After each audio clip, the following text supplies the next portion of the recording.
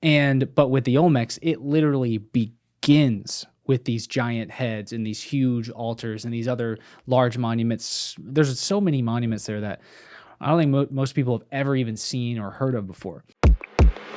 It's not as gay as as the way that so like when you go around the Latin American world and you hear people speak Spanish, it sounds cool, it's masculine, it's romantic, and you go to Spain and they all speak with the lisp. ¿Cómo estás? Do you know why this happened? It was because one of the Spanish kings had a lisp, and he was very embarrassed by it, and he made it trendy. Yeah. No. So it became a trend. If you wanted to seem uppity in high society, you would speak Spanish with a lisp, and that's now why. I think it's Castilian Spanish. Yes, I think that's what it sounds is. Right. Yeah, it sounds very gay. Yeah, Mexicans sound a lot better. Oh, it's so much better. It's like they sound gangster as fuck. It's gangster. It's romantic. It can be masculine. It can be very feminine.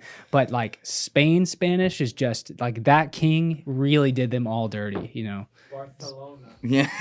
That's right. That's what it is. Barcelona, baby. Barcelona. That's right. Yeah. God damn it, all those Habsburgs, inbreds, fucking it up for everyone. Terrible. God bless America. Terrible. Spain, I guess. But anyway, so we got on this tangent talking about the Olmecs, though, so let's wrap that up. Uh-huh. We went through the heads and how that can't even be moved. But what years again were they existing? Just so the Olmecs... this is the craziest conversation you and I have ever had. No, it's great. I'm loving it. So the Olmecs, they appear in the Quetzalcoatl River of central Mexico around the year 1800 BC.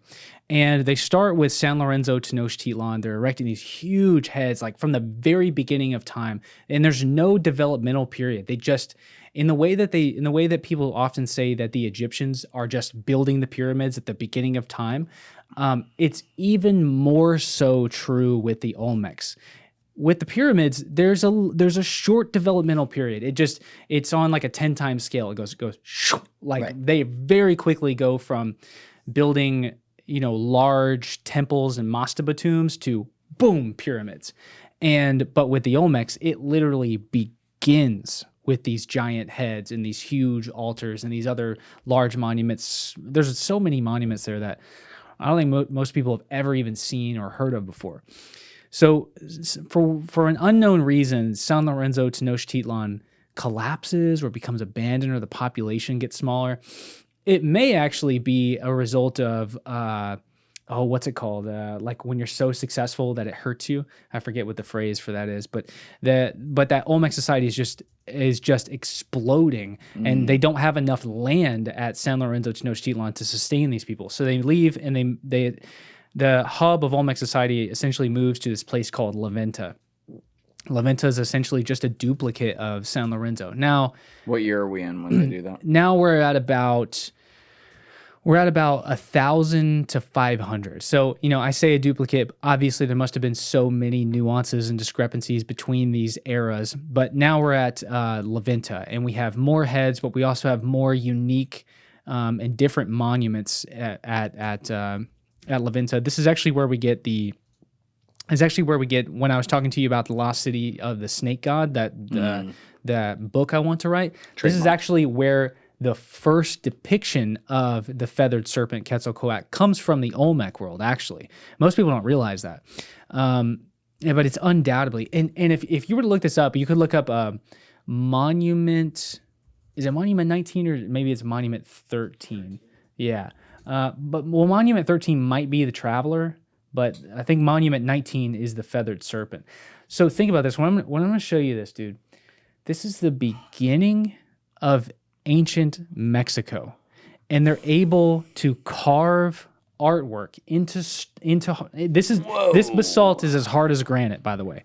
Okay, there's no formative period that we have an archaeological record of that leads up to this, but they have this kind of aesthetic, this art style carved into the hardest stone available in their natural environment, a stone that can sometimes be as hard as granite.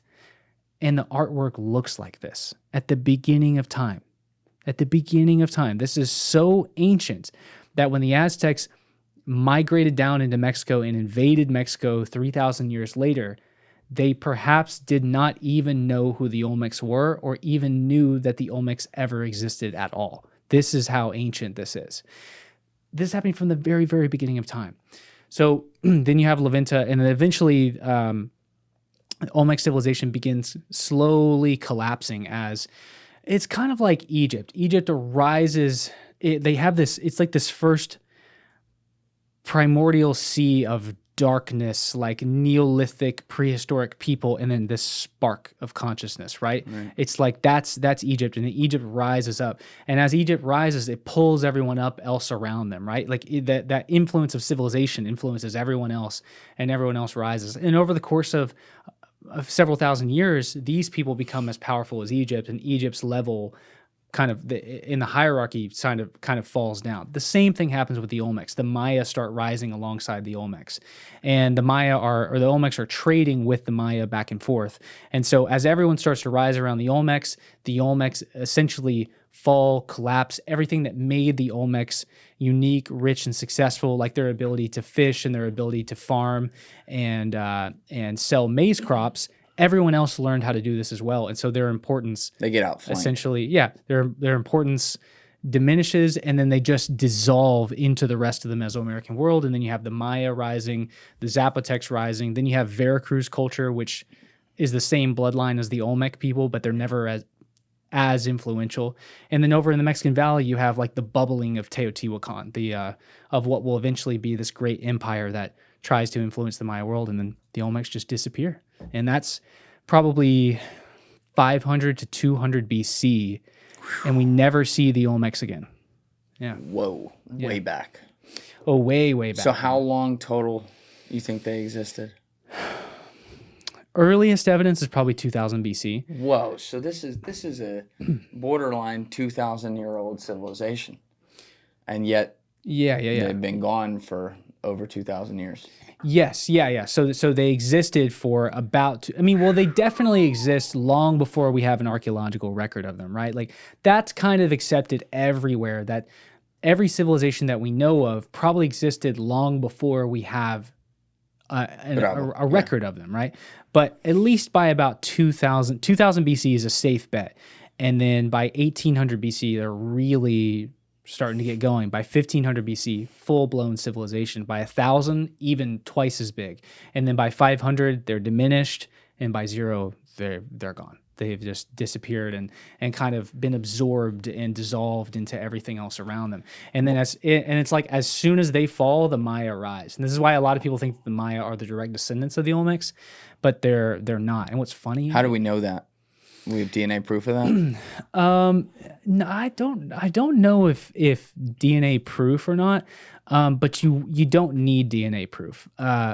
So what's funny is I was with a group of my buddies, and we were in my backyard, just sitting in the backyard having a good time, smoking a joint and talking about the Maya and the Olmecs and Caverns, you little badass, and smoking a joint. And yeah, I never do it like for stupid fun. I always do it and then sit down and talk about ancient history because I feel like I'm going to get something from it. Sure enough, I had this realization why the Maya and the Olmecs are distinctly different from each other, and why the Maya and why the Olmecs are often called the mother culture of ancient Mexico. In some ways, that's kind of true, but they often think that the Maya are the direct descendants, but they're not. They're completely different. But the Maya were influenced and helped by the Olmecs. Thank you guys for checking out this clip. If you haven't already subscribed, please subscribe and hit the like button on this video. It is a huge help. And if you'd like to check out this clip's full podcast episode, that link is in the description below or right here. And finally, you can follow me on Instagram and X by using the links in my description below.